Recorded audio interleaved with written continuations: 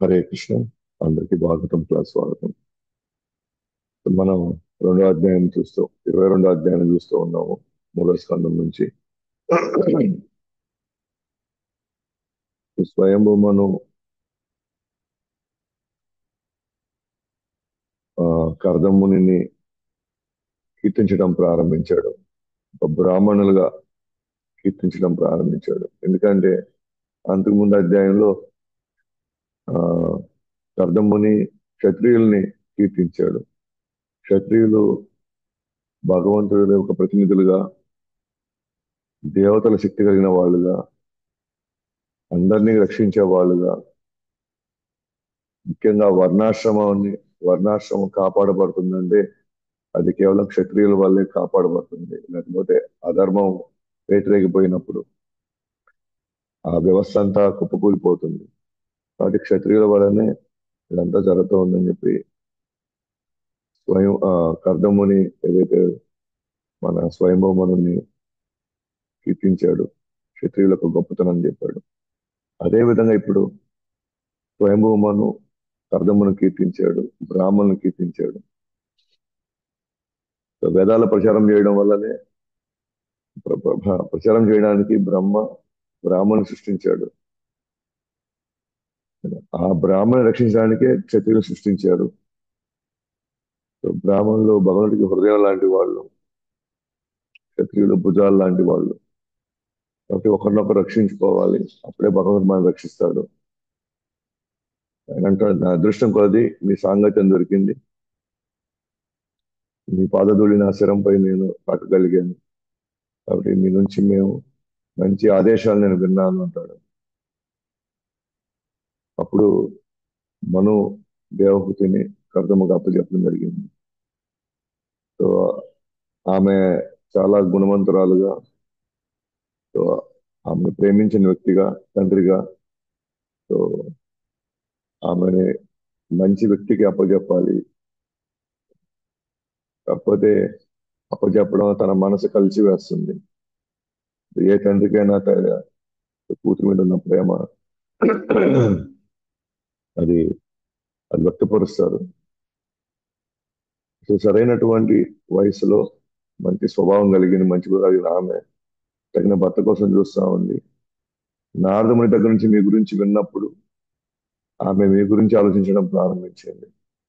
ఖచ్చితంగా ఆమె మీకు తగిన భార్యగా ఉంటూ తగిన బాధ్యతలు నిర్వర్తిస్తుంది.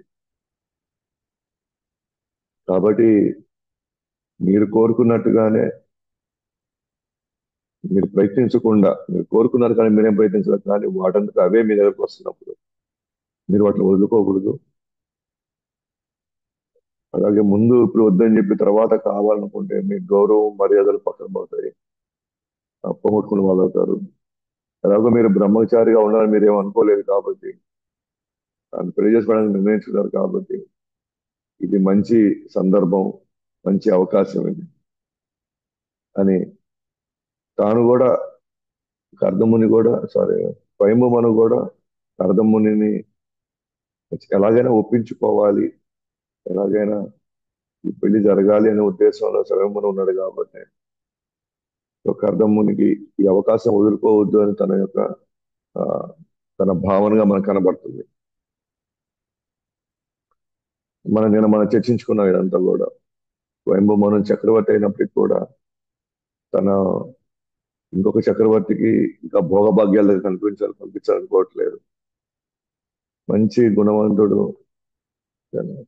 మంచి ప్రవర్తన కలిగిన వాడు, బాధ్యత కలిగిన వాళ్ళకి మనం ఎప్పుడైనా సరే పెళ్లి చేస్తే మనకి భవిష్యత్తులో ఎటువంటి ఇబ్బంది రాకుండా ఆయన వంశం నిలబడేటట్టుగా ఉంటుంది.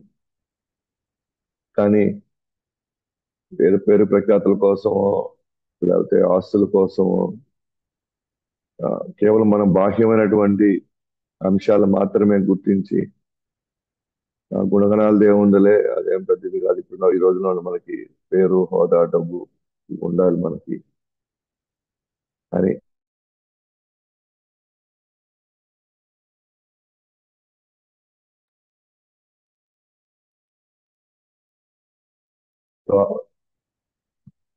సో ఆ భావంతో కానీ మనం సెర్చ్ చేసుకుంటే ఓకే, సో రాబోయే రోజుల్లో మనకి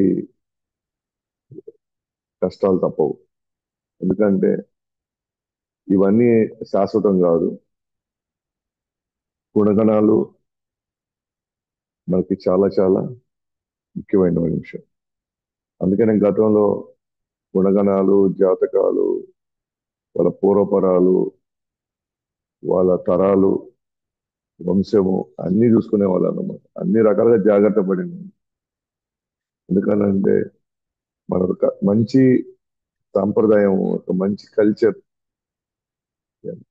మంచి కట్టుబాట్లు, అన్ని రకాలుగా సాంప్రదాయాలు అన్ని ప్లస్ ధర్మం కాపాడాల్సిన బాధ్యత మన మీద ఉంది. సో ధర్మం కాపాడేది కేవలం ఏదో సన్యాసులు, బ్రహ్మచారులు, పీఠాధిపతులే కాదు. ధర్మం కాపాడాలన్న బాధ్యత ప్రతి ఒక్కరిదే అన్నమాట. సో కాబట్టి ఆ స్వయంభూమను తన వంతుగా తాను అక్కడ కులం చూడట్లేదు, అక్కడ ఆస్తిపాస్త చూడట్లేదు, కేవలం మంచి వ్యక్తిని చూస్తున్నాడు. సో ఇది మనం పెంపొందించుకోవాల్సిన విషయం అన్నమాట. ఎస్, కర్దమ్మ ఎప్పుడైతే ఈ మాటలు విన్నాడు, స్వయంభూమను చెప్పినటువంటి విషయాలు విని, సో తాను ఇప్పుడు ఏం చేస్తాడో మనం చూద్దాం.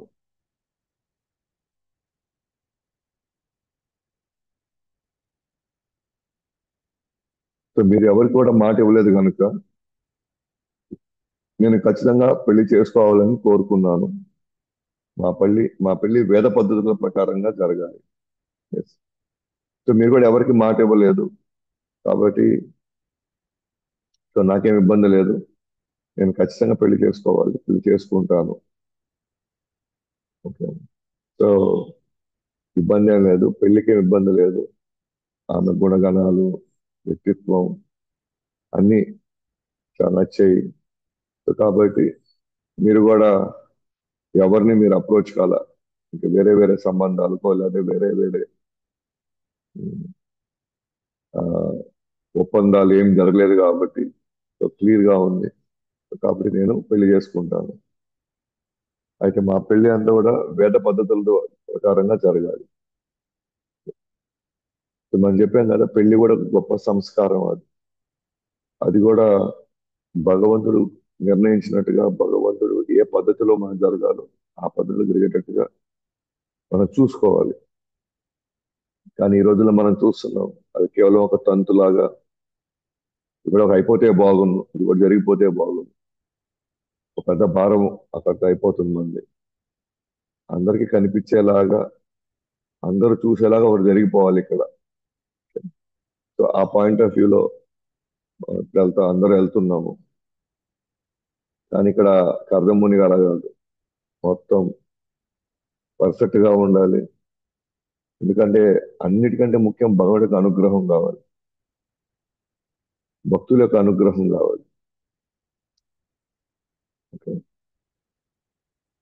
ఎప్పుడైతే భగవంతుడికి అనుగ్రహం, భక్తులకు అనుగ్రహం దొరికితేనే ముఖ్యంగా ఎవరైతే పెళ్లి చేసుకుంటారో లేకపోతే ఆ కార్యం జరిపిస్తున్నారో ఏదైనా కావచ్చు, వాళ్ళకి పూర్తి ఫలితం వస్తుంది, లాభం పొందుతారు వాళ్ళు. లేకపోతే దానికి కేవలం మన మన శక్తి దారబోసాం, డబ్బులు దారబోసాం, సమయం అంతా ఇచ్చేసాం తప్ప మనకు దాని నుంచి మనం ఏమీ పొందినటువంటి సందర్భం అన్నమాట. ఏమీ పొందలేము, పొందలేకపోతాం దాన్ని. అందుకనే మనం ఎందుకు ఆ ప్రతి ప్రోగ్రాంకి వెళ్ళి మనం పరిణామం ఎందుకు చేస్తున్నాం, వాళ్ళు ఎందుకు మనం జీవిస్తున్నాం అంటే పరిణామం దగ్గర భగవంతుడిని ఆహ్వానిస్తున్నాం అక్కడ. సో వాళ్ళు ఆశీర్వదించమని చెప్పేసి మనం వేడుకుంటున్నాం. సో భగవంతుడి యొక్క అనుగ్రహం ఉన్న దగ్గర వీళ్ళందరూ వాళ్ళు కూడా ధర్మంగా ఉంటే, వాళ్ళు ధర్మాన్ని పాటిస్తే, ఎవరు ఆ పెళ్లి వాళ్ళు కావచ్చు, ఆ కార్యం నడిపించే వాళ్ళు కూడా ధర్మాన్ని పాటిస్తే ఖచ్చితంగా వాళ్ళకి అనుగ్రహం వచ్చి వాళ్ళు ఎంతో ఆనందంగా వాళ్ళు జీవించగలుగుతారు. సో అప్పుడు ఆయన అంటాడు, మీ కుమార్తె కోరుకున్నట్లుగా జరగనివ్వండి. ఓకేనా? అంటే ఆమె ఏమైతే ఆశించిందో నన్ను పెళ్లి చేసుకోవాలని, లేకపోతే ఏ విధంగా గడపాలనుకుందో అలాగే ఆమెకున్నట్లుగా జరగనివ్వాలి. అంటే ఆమె యొక్క సౌందర్యాన్ని కూడా ఇక్కడ నేను వర్ణిస్తున్నాడు ఆమె వేసుకున్న ఆభరణాల కంటే ఆమె చాలా అందంగా ఉంది. అంటే ఆయన దృష్టిలో బాహ్యమైన అందం ఏమి ఆయనకేం ఆయన పెద్దగా అటాక్ చేయట్లే ఆయన ఆకర్షించట్లేదు. ఆభరణాలు ఏమి ఆయన ఆకర్షించట్లేదు. కేవలం ఆమె యొక్క అంతర్గతమైనటువంటి అందం. సో అంటే అంత పెద్ద కుటుంబం నుంచి అంత గొప్ప అన్ని సౌకర్యాలను వదులుకొని ఒక ముని దగ్గరకు వచ్చి పెళ్లి చేసుకోవాలి, ఆయనతో గడపాలి, ఆయన సేవ చేసుకోవాలి అనేటువంటి ఆ యొక్క ఆలోచన ఉంది సార్. అది చాలా అందంగా ఉన్నది. అందువల్ల ఎప్పటికైనా సరే ఎవరైనా ఆకర్షితులయ్యేది అంతర్గతంగా వాళ్ళు మనం ఎలా చూసుకుంటున్నారు, వాళ్ళు మనల్ని ఎలా వాళ్ళు మనం ఎలా గౌరవిస్తున్నారు, మనకి ఎలా సహకరిస్తున్నారు దాని మీదే బేస్ అయింది అంతా కూడా. ఇంకా ఇంకా ఆమె అందం గురించి మాట్లాడితే గంధర్వుడైన విశ్వవాసు ఆమె అందం చూసి విమానం నుండి పడిపోయాడు. ఒకసారి గంధర్వుడైన విశ్వవాసు అధిపతి అనమాట, గంధర్వులకు అధిపతి విశ్వవాసు. సో ఆయన ఒకసారి మన విమానంలో పోతూ పోతూ పోతూ ఈ బ్రహ్మ వివర్తం ఏదైతే మను పాలించినటువంటి ప్రదేశం ఉన్న ప్రదేశం నుంచి ఆయన విమానం అటు పోతూ ఉంటే ఈ దేవహూతి యొక్క ఆమె ఏదో ఆడుకుంటుందో లేకపోతే ఆమె వేరే పనిలో నిమగ్నమైన ఆమె అందాన్ని చూసి ఈయన మైమర్చిపోయి విమానం నుంచి పడిపోయాడు అనమాట. అంటే నిజానికి నిజంగా బాహ్యం కూడా అంతకంటే అందంగానే ఉంటుంది. కాబట్టి అంతర్గతంగా ఇంకా అందంగానే ఉంది. సో కర్దమునికి ఇంకా అక్కడ ఎటువంటి సందేహం లేదు. ఆయన మనస్ఫూర్తిగానే ఆయన స్వీకరిస్తున్నాడు అనమాట ఆమెని. లక్ష్మి లాంటి ఆమెను ఎవరు మాత్రం కోరుకోరు. ఆమె స్వయంగా నా వద్దకు వస్తుంది. సో లక్ష్మి అంటే రెండు రకాలుగా గుణగణాలు, బాహ్య బాహ్య సౌందర్యము, ఆమె యొక్క స్థానము, అన్ని రకాలుగా లక్ష్మీదేవి లాగా ఉంది ఆమె. అలాంటి ఆమె స్వయంగా కోరుకొని వస్తున్నప్పుడు ఎవరు మాత్రం కోరుకోరు. కాబట్టి ఖచ్చితంగా నాకు ఎటువంటి ఇబ్బందులు లేవు, నేను వద్దనుకునే దానికి ఎటువంటి కారణాలు లేవు. కాబట్టి తప్పకుండా ఈ పెళ్లి జరగాలని ఆకాంక్షిస్తున్నాను. జరిగితే ఈ పద్ధతులు చేయండి అని చెప్తారు. అయితే ఇక్కడ వచ్చిందనమాట మెయిన్ పాయింట్. కానీ ఒక షరతు మీద అంటున్నాను.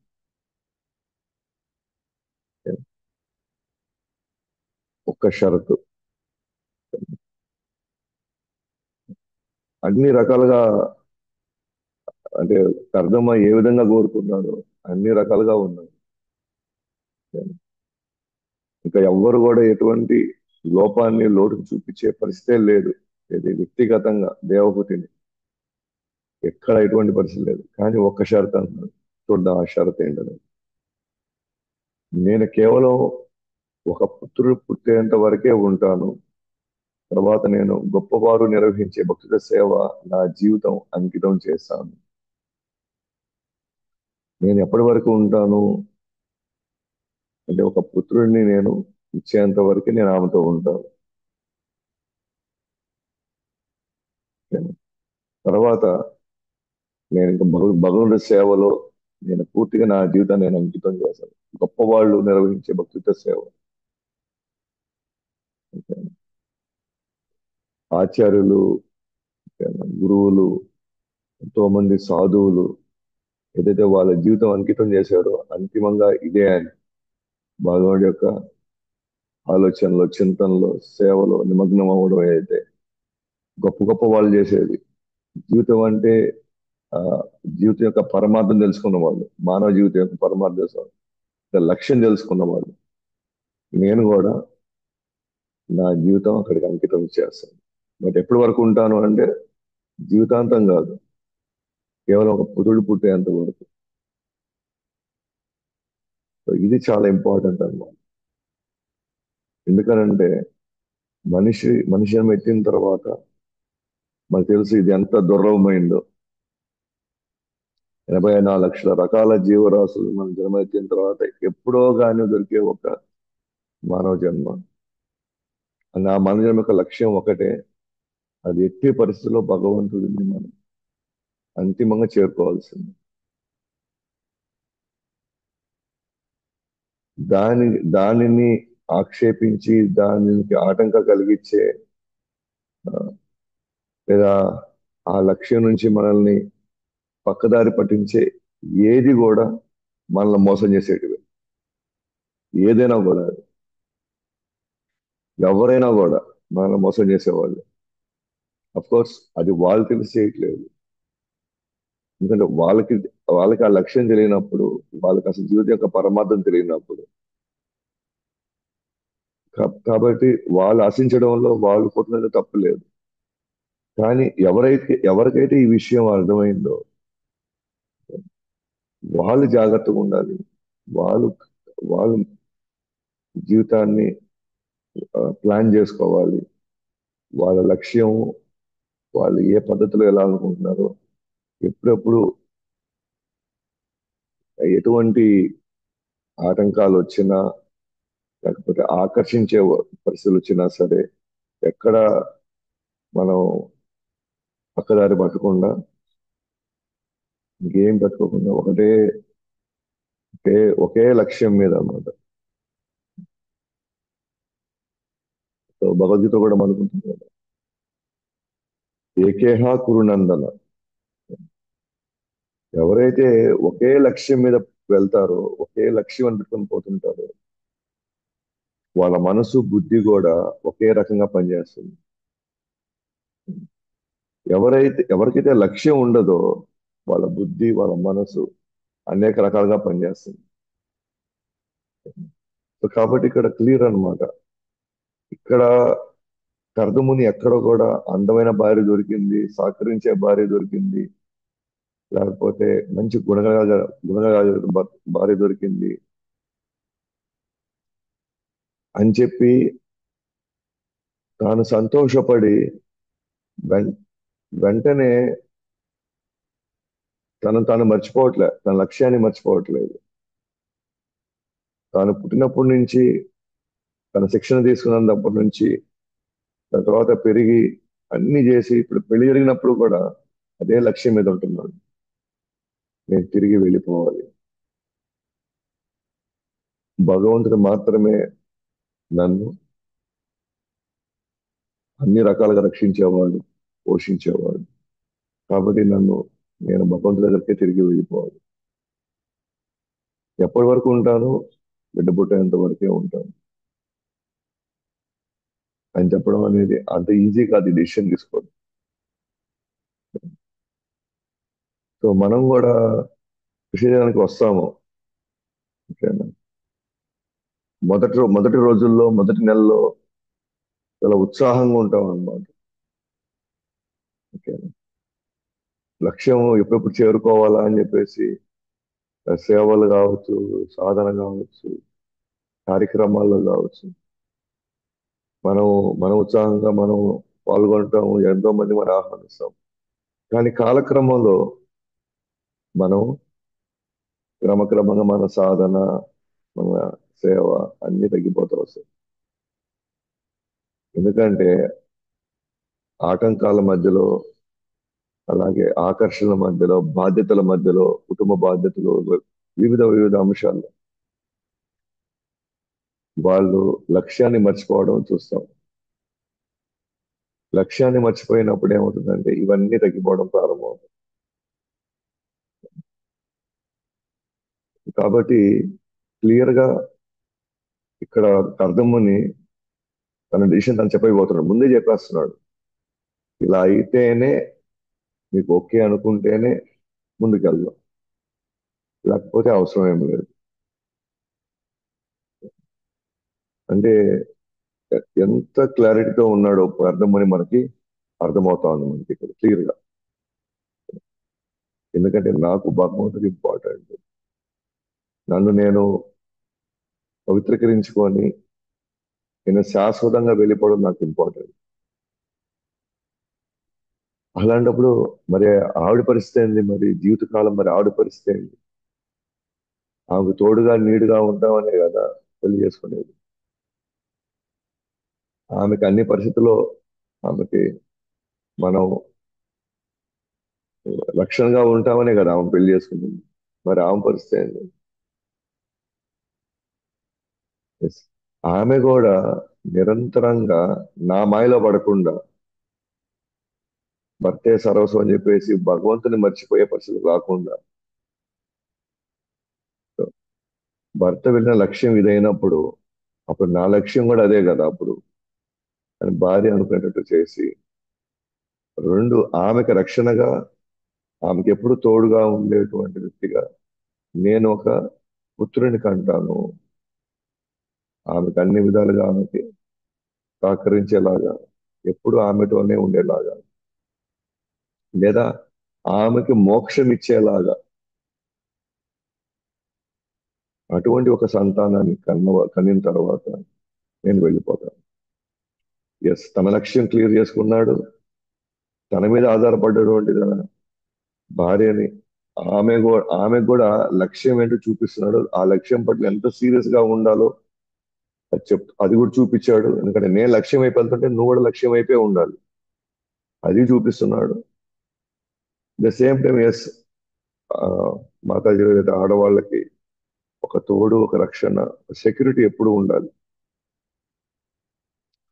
అంటే ఆ సెక్యూరిటీ ఒక మగవాడు మాత్రమే ఇవ్వగలుగుతాడు.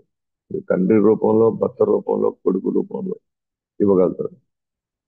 కాబట్టి ఆమెకు కావాల్సిన బాహ్యంగా, శారీరకంగా ఆమెకు ఇవ్వాల్సినటువంటి రక్షణ, సెక్యూరిటీ, అది నేను పుత్రుడి రూపంలో ఇస్తాను. కాబట్టి లక్ష్యం క్లియర్ చేశాను, సహకారం అందిస్తున్నాను, రక్షణ ఇస్తున్నాను. ఒక విధంగా ఆమె కూడా నా గురించి మర్చిపోవడం, అయితే ఆ, ముఖ్యంగా ఖచ్చితంగా మనం ఆ, ఎవరికైతే మనం తోడుగా ఉంటామో, ఎవరైతే మనం తోడుగా ఉండాలనుకుంటామో, మనం వాళ్ళ గురించి ఎక్కువ ఆలోచిస్తాం. వాళ్ళ గురించి ఎక్కువ ఆలోచిస్తాం. కాబట్టి వాళ్ళ గురించి ఎక్కువ ఆలోచిస్తాం కాబట్టి మరణ సమయంలో కూడా మళ్ళీ వాళ్ళే గుర్తొస్తారు మనకి, మరణ సమయం. అందుకని ఇక్కడ కర్దమ్ముని ఏం చేశాడు, నువ్వు నా గురించి ఆలోచించాల్సిన అవసరం లేదు, నీ ఆలోచన అంతా భగవంతుడి మీద ఉండాలి. నిన్ను నిన్ను ప్రాపర్గా గైడ్ చేయడానికి, మార్గదర్శనం ఇవ్వడానికి నీకు ఒక మంచి పుత్రుడిని ఇచ్చేస్తున్నాను.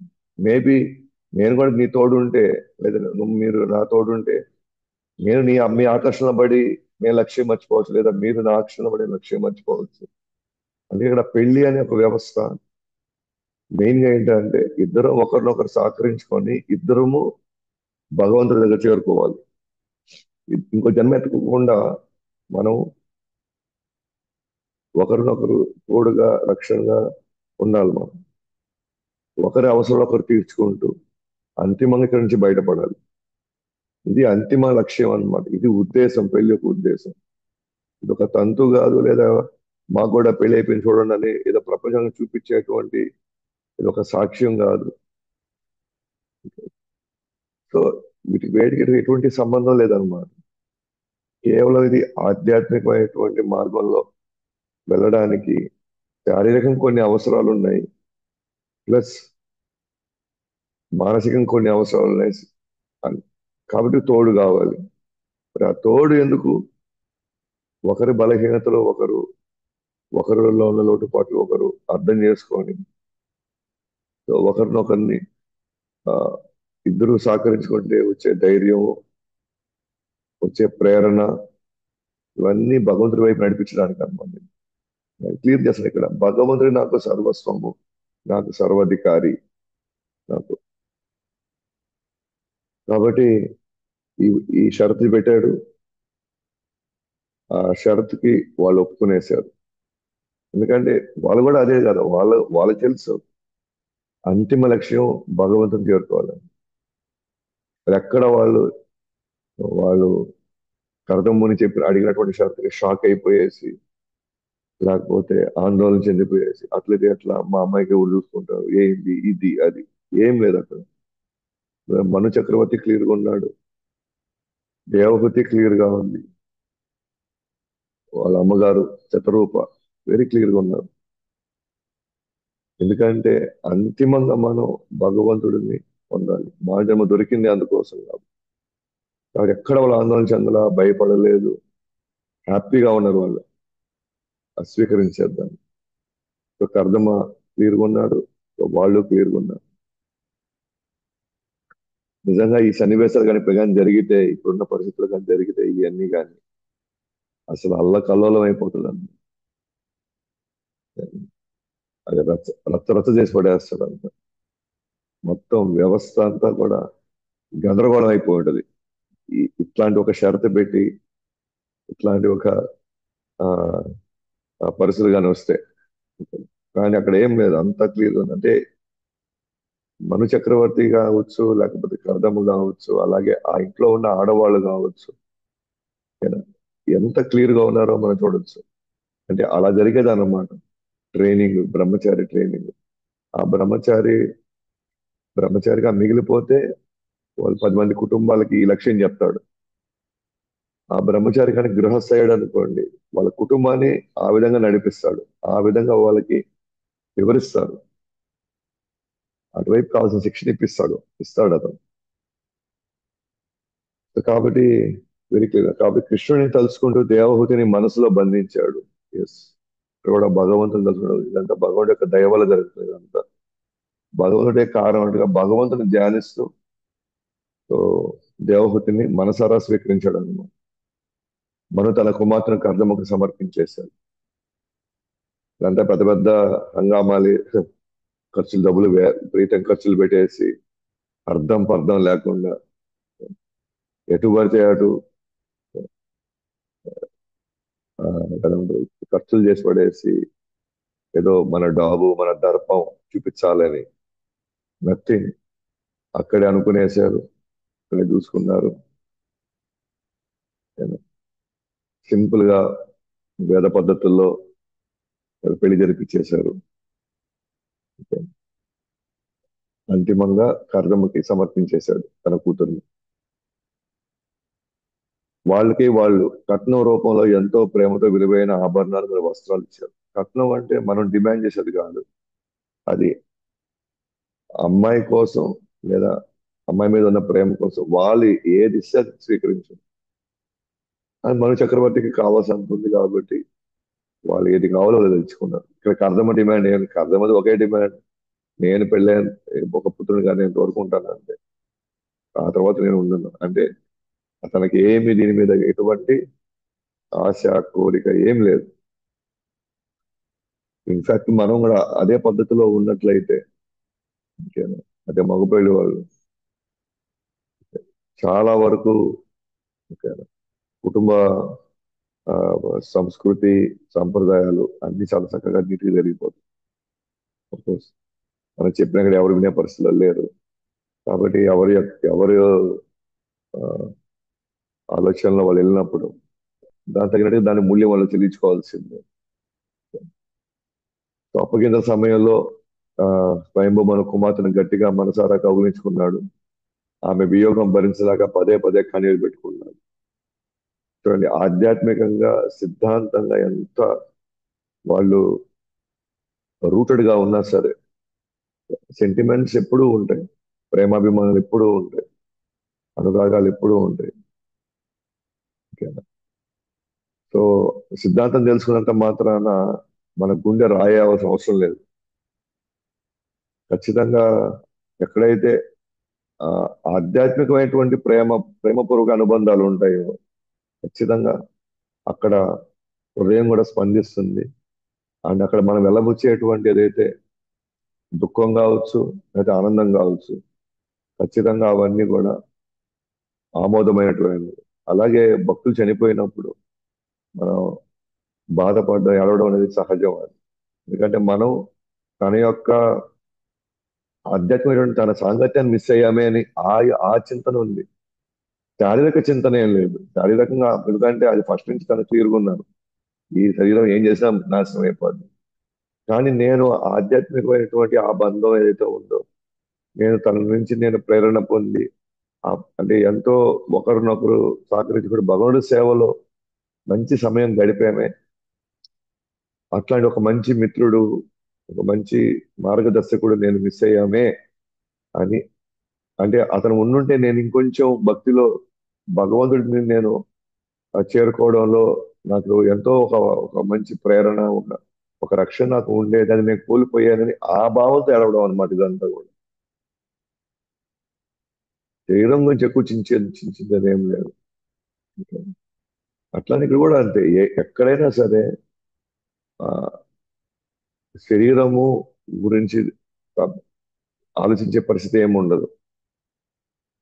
ఒకటే ఆలోచన అంతా కూడా. ఆ ఇక్కడ కూడా నాకు తెలిసి వాళ్ళ యొక్క ఆవేదన కావచ్చు, ఖచ్చితంగా ఇంతకాలం మనతో పాటు పెరిగింది కాబట్టి మనం చూసుకున్నాం ఆ ప్రేమానుబంధం ఉన్నాయి, డెఫినెట్ గా అది దూరం అవుతా ఉంది. సో రెండో పాయింట్ ఏంటంటే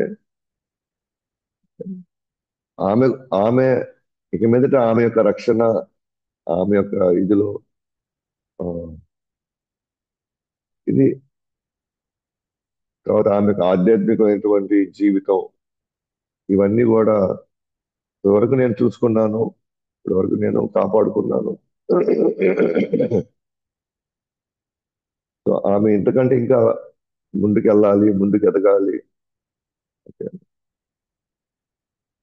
ఒక మంచి మంచి వ్యక్తికి ఇచ్చాము, లేదా మంచి స్థానంలో మేము ఇచ్చాము కాబట్టి ఇక్కడ మాకు ఎటువంటి ఇబ్బంది లేదని ఆనంద బాష్పాలు కూడా కార్చుండొస్తుంది ఆయన. ఒకరు కూతురు నుంచి వచ్చే వియోగం, అట్ ద సేమ్ టైం మంచి మంచి మంచి స్థానంలో ఇచ్చాము కాబట్టి ఇంకా ఆమె యొక్క ఆ, వ్యక్తిగతంగా ఆమె యొక్క ఎదుగుదలకి ఎటువంటి ఇబ్బంది రాదు కాబట్టి తృప్తికరంగా ఇస్తున్నాము అని ఆ భావన కూడా కలగచ్చు. సో రెండు రకాలుగా అఫ్కోర్స్ మనకు బాధ అయినా, ఆ, మంచి అయినా, లేదా సుఖమైనా సరే రెండు రెండు వచ్చేది కన్నీళ్ళే. అఫ్కోర్స్ అంటే ఆ మన నుంచి విడిపోతున్నామని అది కొంచెం ఎక్కువ శాతం ఉండుండొచ్చు, తప్పేం లేదు అక్కడ. కాబట్టి ఆధ్యాత్మిక ఎదుగుతున్నాము అన్నంత మాత్రాన ఈ సెంటిమెంట్స్ ఉండకూడదనే రూల్ ఏం లేదు. అంటే మను శత్రువుపై ఇద్దరు కూడా తిరిగి వెళ్ళిపోయారు.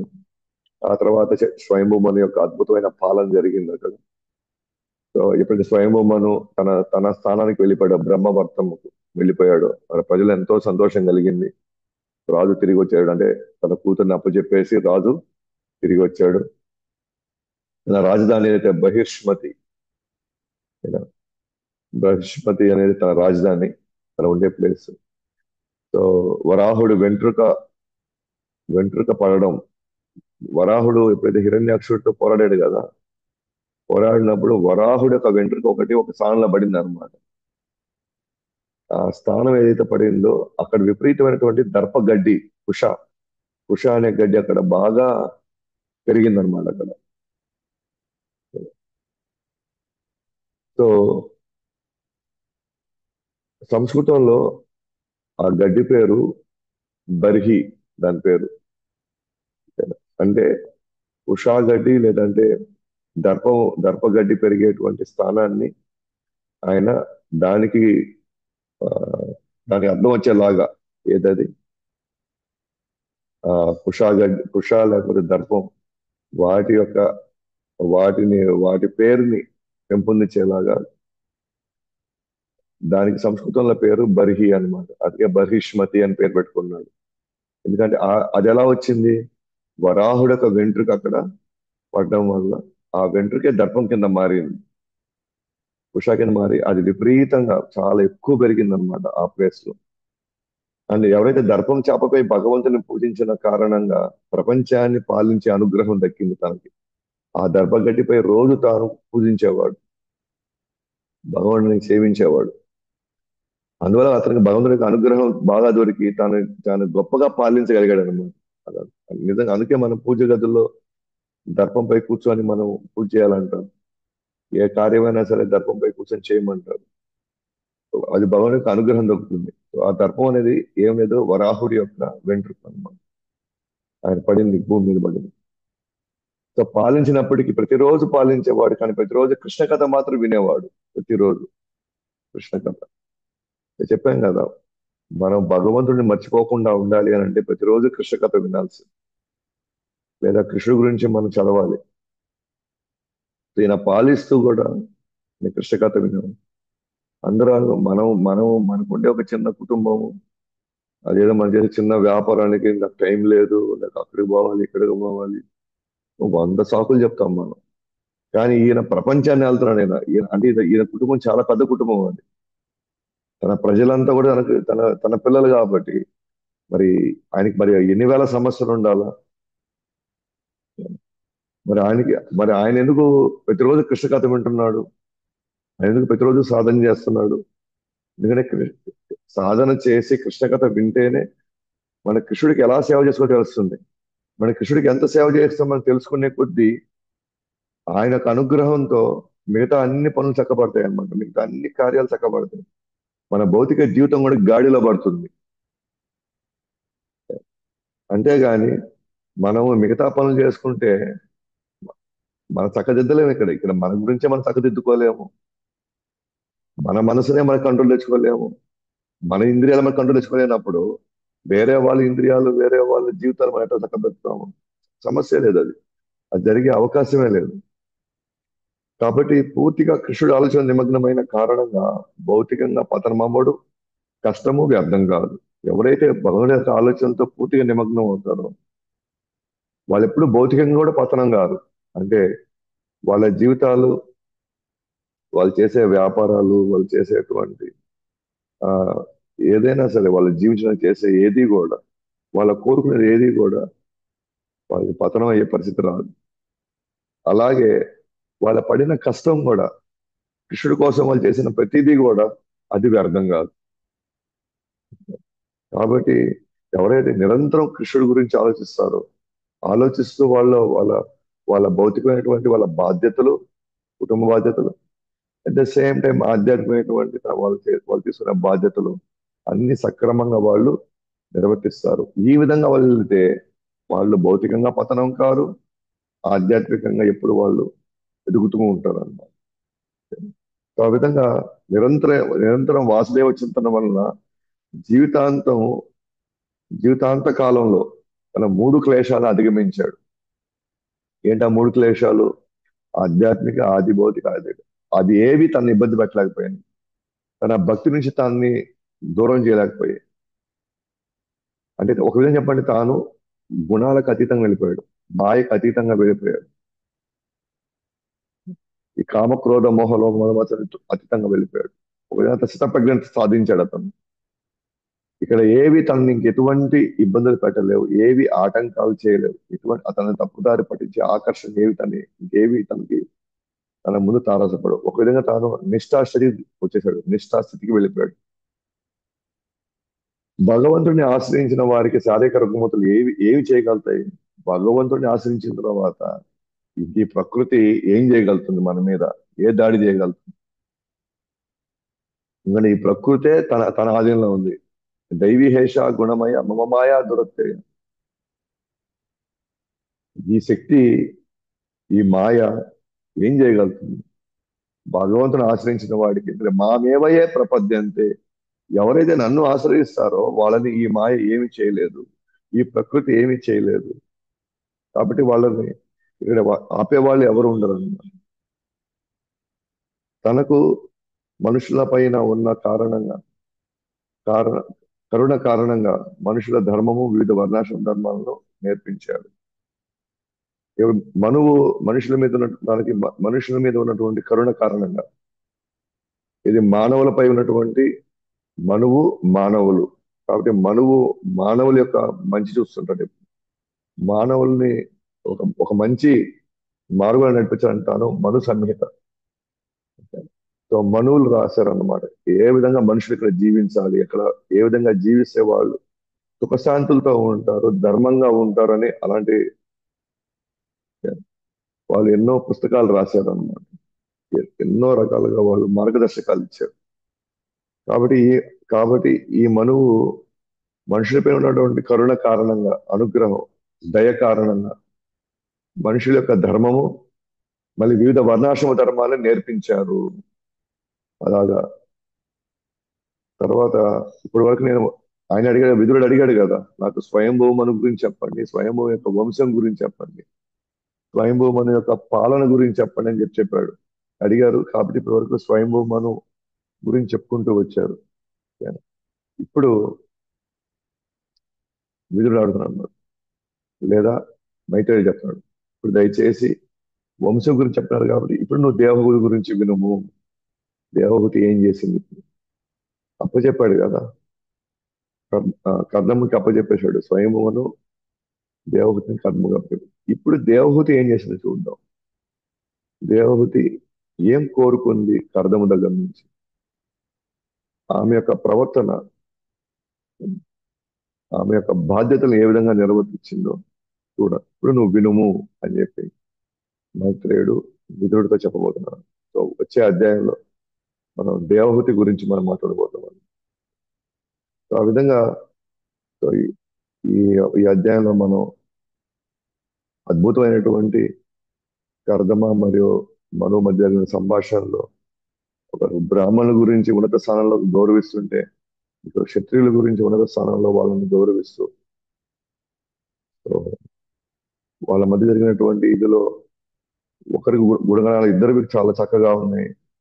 ఇద్దరు ఒకరికొకరు ఆ, సహకరించేట్లాగా ఉన్నారు. అయినప్పటికీ కూడా కర్దముని ఒక షరతు పెట్టాడు, నేను ఒక పిల్లవాడు పుట్టేంత వరకే ఉంటానని. సో ఆ, అది చాలా ఇంపార్టెంట్ అన్నమాట. సో మనము వాళ్ళ మధ్య జరిగే అంటే కుటుంబాల మధ్య ఉన్నటువంటి సంబంధాలు, ముఖ్యంగా పెళ్లి వ్యవస్థని ఏ పద్ధతిలో చూడాలా, సో భార్యాభర్తలు అవుతున్నారా అంటే ఎటువంటి విషయాలు మనం పరిగణనలు తీసుకోవాలి, సో ఇవన్నీ కూడా మనం చూడగలిగాము. సో మిగిలిన మనం రేపు చూస్తాము. గ్రంథరాజ్ శ్రీమద్ భాగవతానికి జయ. అనంత కోటి వైష్ణవ జగద్గురు శ్రీల ప్రభుత్వానికి గౌరవ ప్రేమ.